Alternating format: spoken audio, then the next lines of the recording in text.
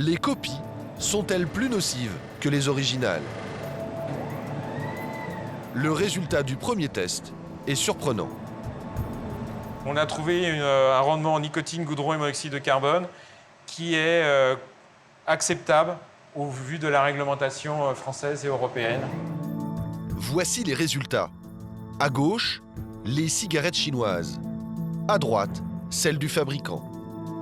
Il y a moins de nicotine, 0,5 mg pour les chinoises contre 0,8 pour les authentiques. Même chose pour le goudron, 9,8 mg au lieu de 10. En revanche, la concentration en monoxyde de carbone est plus élevée dans les cigarettes chinoises, 10,5 mg contre 10 pour les originales. A priori, ces contrefaçons ne seraient pas plus toxiques que celles vendues dans le commerce. Seconde analyse, les métaux lourds. Donc, sur les extraits que nous avons analysés, nous n'avons pas retrouvé au niveau des métaux lourds le plomb, le mercure. Par contre, nous avons retrouvé du cadmium dans des quantités 6 à 7 fois supérieures à ce que l'on rencontre sur les vraies cigarettes. Le cadmium, en grande quantité, peut entraîner des complications au niveau du foie, des reins et des poumons. En revanche, aucune trace de plomb et de mercure, des substances toxiques que l'on retrouve habituellement dans les cigarettes vendues dans le commerce. Au final, ces contrefaçons ne seraient ni plus ni moins nocives que les cigarettes légales. Hong Kong, l'une des capitales économiques de l'Asie.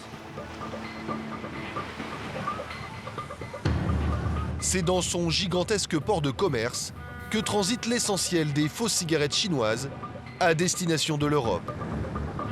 Et c'est donc ici que les fabricants de tabac tentent d'endiguer le trafic. John est le responsable de la lutte anti-contrefaçon de l'un des plus gros producteurs de cigarettes au monde. Vous ne verrez pas son visage, question de sécurité.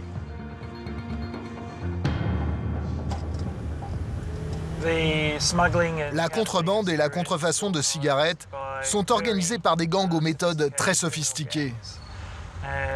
Ils ne reculent devant rien pour protéger leur business. Il n'est pas rare que les représentants des forces de l'ordre et le personnel qui travaille dans l'industrie du tabac soient victimes d'intimidation et de menaces, le plus souvent pour faire échouer nos opérations. Le travail de John est compliqué. Les fausses cigarettes chinoises sont en fait produites par une multitude d'ateliers clandestins, disséminés dans des provinces reculées du pays et difficiles à localiser. L'État chinois lui-même a du mal à les combattre. Vous savez, le problème a ses racines au niveau local, dans ces villages où les gens vivent en fabriquant des cigarettes ou en les empaquetant. Il suffit d'une poignée de douaniers corrompus pour réussir à faire passer des milliers de containers.